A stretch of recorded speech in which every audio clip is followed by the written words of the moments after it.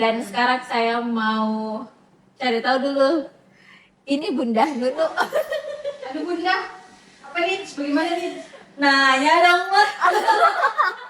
Tanya dong, Curhat dong, Ma. Jadi kalau proses hijrahnya saya itu berawal juga di bangku SMA. Nah, waktu itu ada salah satu juga ada perasaan ini SMP. ikut arah kalau gitu dah. Juganya Di banyak. bangku sekolah lah ya. Nah, waktu itu ada guru SMA saya yang mewajibkan kita sebelum ikut atau sebagai nilai tambahan gitu. Nah, kalau kita mau masuk di kelasnya dapat nilai tambahan, kita harus ikut kajian di tiap Jumat. Nah, di tiap Jumat itu ada kajian yang dibuat sama sekolah. Saya bisa tebak guru apa? Guru agama. Bukan, bahkan jadi siapa? dia itu jurusan akuntansi saya. Jadi beliau Masya Allah sudah almarhumah. Oh, Kita semoga doakan Allah. aja. Iya. Masya Allah guru saya itu mewajibkan kita untuk yang benar-benar kamu harus bekali dirimu kayak gitu. Hari Jumat orang yang ikhwannya pada sholat Jumat, kalian di jam istirahat ikutlah kajian di masjid. Nah, pada saat ikut kajiannya itu lagi-lagi pada saat itu ngebahas tentang cara berpakaian, guys. Nah, pada saat itu dibahas tentang bagaimana perempuan harus menutup aurat, harus menjulurkan pakaian ke seluruh tubuh. Nah, di situ saya mulai untuk berpikir karena waktu itu memang ya namanya anak-anak SMA dan saya memang juga dulu anaknya petantang kayak gitu ya. Jadi akhirnya setelah ikut kajian itu dapat ilmunya, mulai gelisah sendiri juga bahwasanya oh ternyata kita sebagai perempuan itu harus menutup aurat seperti ini gitu loh. Nah, disitulah saya mulai untuk menjulurkan hijab sampai dada kayak gitu. Itu sih awal mulanya. Tantangannya mungkin tantangannya waktu itu masih belum kayak gimana ya, masih pakai celana juga, tapi tantangannya pada saat mungkin di bukan zaman tapi di tahun-tahun ini kayak wow, Masya Allah, dar. Semakin ini. Makanya itu yang betul-betul keluarga, benar, teman dari lingkungan kerja, lingkungan kerja yang kayak betul-betul kata hijrah yang tadi Ara bilang itu kita setiap hari kalau bisa hijrah perbaharui terus niatnya kita karena emang ketika kita hijrah bukannya makin tambah nyaman hidupnya. Wah, ternyata ujiannya Masya Allah. Dan itu sebenarnya yang sudah dinotis di memang toh bahwasanya ketika iman itu bertambah ya semakin bertambah juga ujiannya kan. benar. Jadi ketika kita berproses menjadi lebih baik maka ujiannya itu bakalan semakin banyak. Oke, tadi kan kita udah dengar nih dari Kak Nono, Kak Atira, saya pun. Kalau kita ya Kak Indri, apa yang menjadi titik balik tak bisa sampai hijrah sekarang? Kalau ditanya Kak titik balik hijrahku yang awal-awal banget itu pas mamaku meninggal. Jadi pada saat itu, sebenarnya kalau pakai kerudung memang pakai kerudung nggak dari SMP karena waktu SMP itu bukan SMP sih kayak awal setelah lulus SD kan masuk pesantren, terus masuk pesantren itu cuma 1 semester. Cuma 1 semester karena dibully di pesantren. Ternyata ada korban bulian ya. Ternyata Dan sekarang Dia yang sering Makanya biasa dia apa sih namanya? Apa sih namanya biasa? Dia orang-orang yang dia baik. menjadi korban nanti bakal jadi pelaku. dia mengaminkan ternyata. Tidak. Saya sering kubully. Tidak ada. Saya kan orang baik. Oke. Jadi waktu SMP itu kan kalau pakai kerudung dibilang pakai kerudung ya dari itu setelah keluar dari pesantren itu sebenarnya ceritanya begini. Kan ada sepupuku tinggal di rumah. Terus kakakku dan adik-adikku semua tidak pakai kerudung pada saat keluar. Nah, setelah keluar dari pesantren itu kayak bilang, "Ih, kenapa semua orang tidak pakai kerudung?" Karena kan kalau pakai kerudung kayak anak-anak bayangkan anak yang baru lulus SD, terus SMP awal-awal lah gitu ya, melihat saudara-saudara, sepupu yang tinggal juga di rumah, terus dia tidak pakai kerudung, kayak bebas dia saja pergi main-main begitu ya. Jadi mencoba Kak satu kali lah, ini saudara-saudara main di teras, main di teras, main apa Teras. sih? Teras Teras ya. Teras itu apa nama saya? Itulah teras tuh. Itulah. Asal bukan teras. Asal bukan terasi. Kan itu dimakan, bukan tempat. Oke. Main-main di teras. Main-main Oke. Kak, main-main di situ. Terus join Kak juga lah, sepertinya nyaman nih jalan-jalan, masuk ke keluar tidak pakai kerudung ya, langsung jika apalagi depan rumah pesawat semua, langsung juga keluar begitu tidak pakai kerudung, keluar kan tidak pakai kerudung di situ langsung mama aku udah kasih keluar kepalanya, ih berani tuh mau kodi tidak pakai kerudung keluar, nah di situ kayak entah kenapa anak kecil itu kayak Mencium langsung. iya mencium, walaupun saudara-saudaraku di situ tidak pakai kerudung, tapi entah kenapa kayak enggak tahu kayak ada saja perasaan kayak jadi kayak malu-malu Kak saja, mungkin bukan malu karena keimanan di situ kalau misalnya Iya, betul. Masih karena orang lain.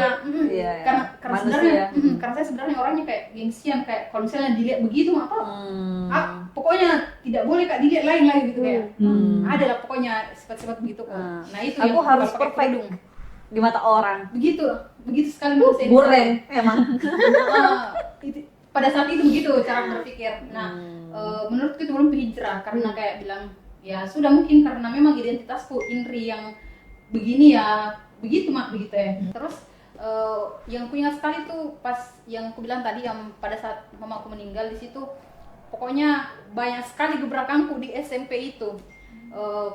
Pergaulanku bagaimana, teman-temanku bagaimana, pokoknya kacau balau lah, sampai pernah Kak dipanggil sama wali kelasku sebenarnya dekat sekali Kak, tapi karena kan biasa kita dulu ada itu les sebelum ujian nasional. Iya. Oh iya. Tryout. Tryout begitu. Jarang sekali Kak datang, karena apa? Pergi kerja, pergi main-main di sekolahnya orang jauh sekali, enggak tahu pokoknya pergi Kak jauh sekali. Sampai setelah kelulusan itu guruku tidak mau kena kasih Ijazah. Bukan ijazah. Intinya boleh diambil ijazah setelah itu. Tidak mau kena kasih ijazahku, wali kelasku pokoknya napukul Kak, napa Kak, kayak karena mungkin kecewa sama saya. Sebenarnya termasuk anak yang bisa dibilang pintar aja, karena peringkat satu aja. Itu kan tadi dia buren, guys. Peringkat 1, peringkat 2, tapi entah kenapa di situ kayak mungkin kayak aduh capek kayak hidup lurus nih. Dia mencari kenakalannya dia. Cari tantangan baru. Capek kayak hidup lurus. Enggak tahu cukup capek sih, kayak mungkin karena memang teman-temanku pada saat itu memang begitu caranya bergaul, jadi ikut Kak di teman-temanku lah. Nah setelah itu dekat-dekat dari itu pokoknya mamaku sakit nih di situ mamaku. Nah suruh mak perbaiki itu teman-teman jangan kok begini bla bla bla bla bla, tapi ya namanya anak-anak di kayak nyaman sama teman tak begitu ya. Kayak menurutku juga kayak nothing, tidak ada problem dengan teman-teman, maksudku namanya anak-anak begitu, kenakalan remaja ya biasa aja mungkin. Jadi setelah itu pas ku ingat sekali pas meninggal mamaku. Jadi apa nih kayak yang paling ku ingat, harus berubah begitu. Kayak kalau begini Kak terus, mamaku itu kayak apa dia pada saat itu kayak Sedih. Sedih sekali pas tahu Kak, kan Lepas jilbab saja ditegur kayak Iya. gitu tadi, apalagi Apalagi pada kalau- saat pada saat itu mamaku kayak tanya bapak aja bilang, kalau tahu ke bapakmu begini kok pasti bapakku keras sekali, kalau tahu ke bapakmu begini pasti nak gantung kok. Dan mamaku pada saat itu kayak sakit sekali, kayak tidak kayak di rumah nih, tapi belum masuk rumah sakit pada saat itu, tidak berdaya gitu, tapi iya jiku bilang, tapi di belakangnya masih melakukan Kak kenakalan remaja begitu. Jadi kayak pada saat mamaku meninggal, yang paling pertama aku lakukan adalah mengganti circleku. Karena kayak bilang ini nih yang paling mamaku waktu sakit yang kayak sedih sekali karena lihat begitu ya. Karena mungkin nakalku bagaimana, memang kenakalanku di situ kayak nakal banget sih, walaupun maksudnya tidak pergi aja sabu-sabu, tidak bisa begitu, kayak merasa kayak bukan Indri banget begitu. apalagi perempuan Iya. apalagi perempuan kayak begitu. Jadi kayak sedih lah, orang tua pasti siapa tidak sedih begitu ya. Betul. Jadi jadi kilas balik itu di situ sih pada saat mamaku meninggal. Jadi kayak yang pertama ku ingat itu kayak bilang harus ganti pergaulan, harus ganti teman. Dan ya setelah itu SMA mama di situ pada saat meninggal mamaku. Nah intinya kayak awalnya kan kayak kalau saya dibilang awal hijrah itu yang kayak kalau mengganti teman itu sih, karena menurutku memang temanku pada saat itu yang bentuk yang bentuk Kak, bagaimana Kak berpengaruh besar sekali dalam hidupku teman. Makanya teman-teman di sini kalau mau hijrah pastikan yang pertama teman tak yang paling dekat tak itu, teman paling dekat tak itu siapa begitu. Tidak disuruh langsung tidak temani bicara teman tak, tapi kayak ubah circle pertemanan kita yang paling terdekat, setidaknya cari teman yang bisa bantu untuk menjadi lebih baik begitu. Kalau misalnya teman tak yang lama kita rasa kayak apa sih namanya, kayak membawa keburukan untuk kita, jangan langsung dibombe, jangan langsung di cut off begitu. Tapi ya sudah tetap berteman, tapi bukan dia yang bisa bisiki yang pertama. Kalau misalnya ada masalah tak begitu, kalau misalnya masalah tak begini kok jangan teman itu tak yang bisiki begitu. Jadi kita bergantung dari teman tak ya, teman Betul, dekat tak. betul, Dan teringat ke hadisnya Rasulullah bilang kalau mau lihat seseorang, tingkat keimanannya seseorang itu lihat siapa teman dekatnya kan. Jadi seberpengaruh itu teman dekat terhadap keimanannya kita gitu, terhadap hijrahnya kita. Dan sebenarnya mau lebih baik lagi itu adalah kita itu bisa menimba ilmu sebanyak-banyaknya supaya nanti ilmunya itu bisa kita salurkan kepada teman-teman yang tadi. Karena sebenarnya kan mereka itu yang apalagi namanya mungkin yang menurut kita belum bisa belum tersentuh itu kan karena itu tadi belum dapat ilmunya. Mereka belum tahu sebenarnya mau mulai dari mana. Benar-benar. Jadi jangan yang kayak seolah-olah teman saya nggak tahu ilmunya, saya sudah punya ilmunya, merasa tinggi. Nah, itu dia. Tapi malah kita harus saling sharing. Ya, justru itu menjadi tantangan terberat juga orang hijrah. Ya kan? Iya benar. Karena kayak perasaan-perasaan itu ya, perasaan-perasaan lebih syaitan. baik, perasaan lebih baik, Itu kayak merasa lebih baik dari orang lain itu yang menjadi tantangan juga untuk orang-orang yang hijrah. ya. Tapi meninggalkan teman yang lama bukan berarti kita merasa lebih baik, tapi kita sadar bahwa pergaulan yang paling terdekat itu bisa kita ubah. Benar, bukan ya itu juga yang pertama, menghindari dari teman tak bukan karena merasa kayak bilang dah selevel mungkin dah selevel mungkin dia masuk tingkat keimanan tak beda deh, maka saya cari tingkat keimanan yang selevel dengan saya, tidak Bukan begitu. seperti itu. Bukan seperti itu teman-teman. Jadi tetap ya ada masanya gitu ya. Kita berteman itu ada masanya. Jadi ya tempatkan ketidakenakan itu pada tempatnya lah. Oke lah, kan tadi kan kita tuh udah bahas panjang lebar nih Kak. Ada satu yang tadi ku highlight, yang tekanan mental tadi ya. Iya, Ada kan tadi kita Iya, bahas benar, tentang benar. mental. Ngerasa nggak sih kayak walaupun kita sudah hijrah, kita tuh pasti nggak bisa terlepas dari yang namanya itu tadi stres, terus kesehatan mental, mental health, gitu lah dikit-dikit aduh mental healthku terganggu gitu. Butuh healing. Saya Saya healing saja. Pokoknya setiap hari kalau bisa setiap hari healing. Setiap hari harus healing. Tapi kalau orang-orang di Baitul Maqdis ya, di Palestina, di Gaza, itu bahkan anak-anak kecilnya, mereka ngerasa nggak sih mereka kayak nggak pernah ngeluh yang namanya mental tadi. Dia kayak nggak pernah ngerasa kalau mentalnya, aduh mentalku rusak nih. Kayak kita kalau dilihat sekarang kayak cemen sekali, jadi kayak apa-apa kayak ya Allah butuh healing, tapi kalau melihat mereka kayak selevel anak kecil, anak kecil yang kayak umur berapa ya, umur Bayi yang baru udah bisa ngomong, yang udah bisa ngomong gitu ya kayak yang di tengah kondisinya mereka tuh ya bahkan mereka udah sampai kehilangan orang tuanya, kehilangan keluarganya, rumah tinggal, tempat tinggalnya, dan mereka masih bisa berprasangka baik. Hasbunallah wa ni'mal wakil. Yang paling bikin apa sih namanya, kayak mungkin kalau kita di situasi seperti itu kayak mungkin ada dari kita yang kehilangan orang tua saja, atau kehilangan siapapun yang kita sayang begitu ya, dalam keadaan baik mungkin sakit atau apa begitu, kayak terpukul sekali terpukul sekali tapi orang-orang anak-anak di Gaza kehilangan orang tuanya yang dalam kondisi kalau bisa dibilang kondisi yang buruk pastinya, karena badannya bagaimana, kehilangan dengan apa ya, Kondisi yang dipaksakan ya, apakah Bukan terencana kemauannya dia, ya, gitu. betul. Dan kondisi-kondisinya juga yang kayak ya Allah, kita mungkin lihat orang yang meninggal ya kadang di sekitar kita cuman karena sakit, Iya.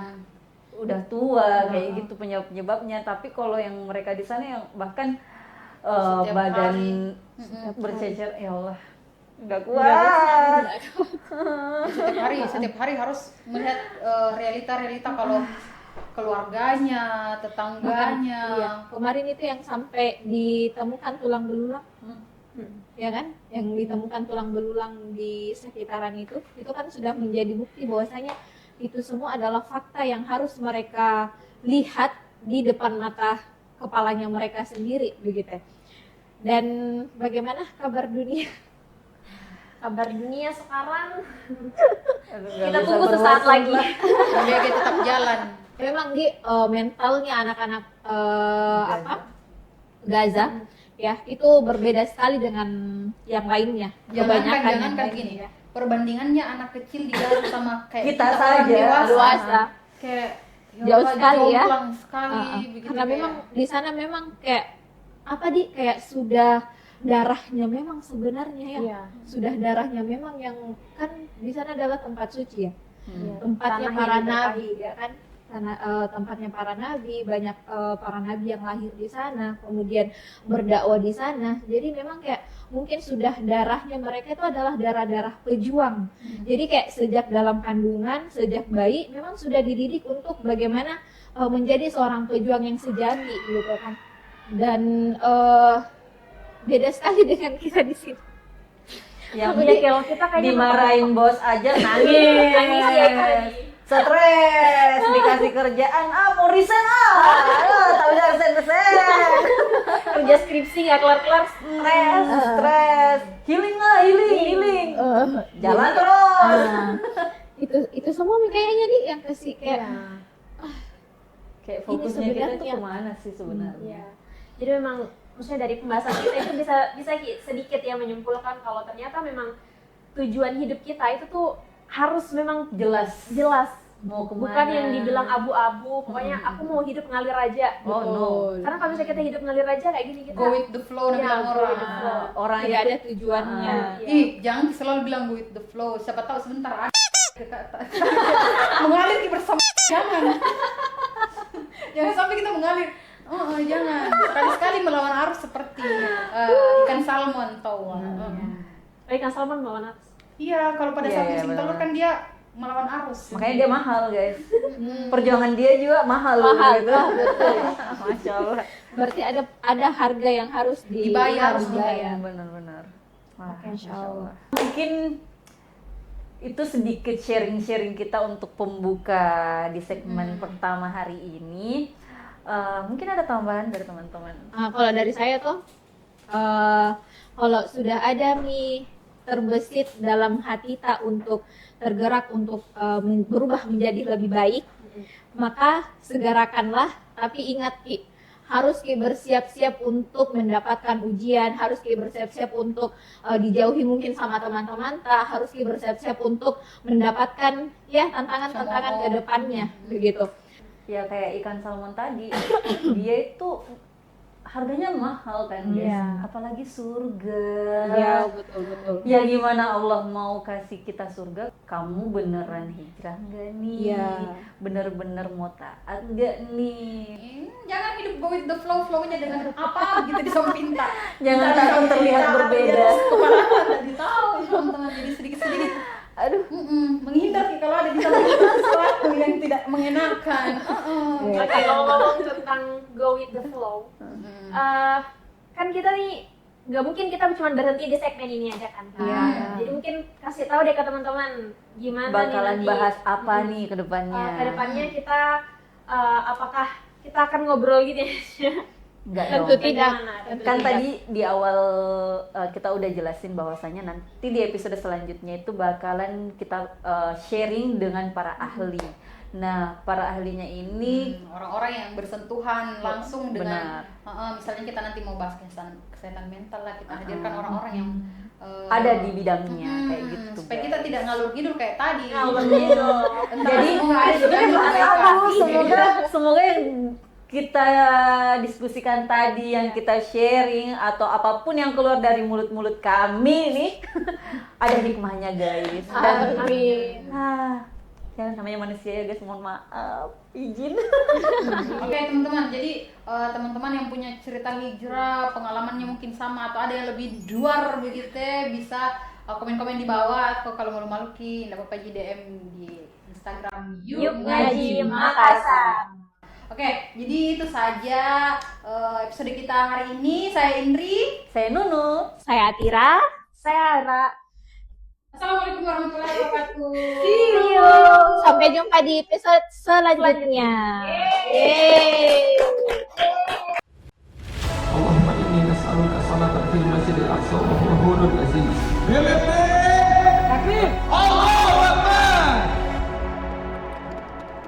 Belakangan disiapkan barcode sama ID-nya biar mempercepat proses nanti. Silakan Kang.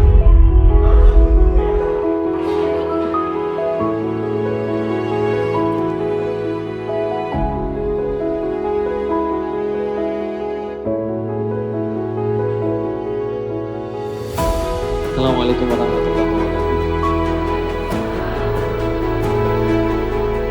Profesor Abdul Fattah Al-Awaisi tanpa ragu menjawab, Indonesia wajib jadi pusat keilmuan daripada Baitul Maqdis. Harus dimulai daripada perempuan-perempuan yang istimewa. Karena kita tahu Nuruddin, Salahuddin, dan orang-orang hebat seperti itu tidak muncul daripada rahim perempuan-perempuan yang biasa. Teman-teman, hari ini kita dibungkam semua. Jangan lupa terus perjuangkan suara kita untuk Palestina. Jadi apa yang terjadi di sana itu sebenarnya nunjukin keimanan umat muslim di dunia hari ini. Dan mereka sepakat bahwasanya di situ debu-debunya itu menghapuskan dosa karena barokah.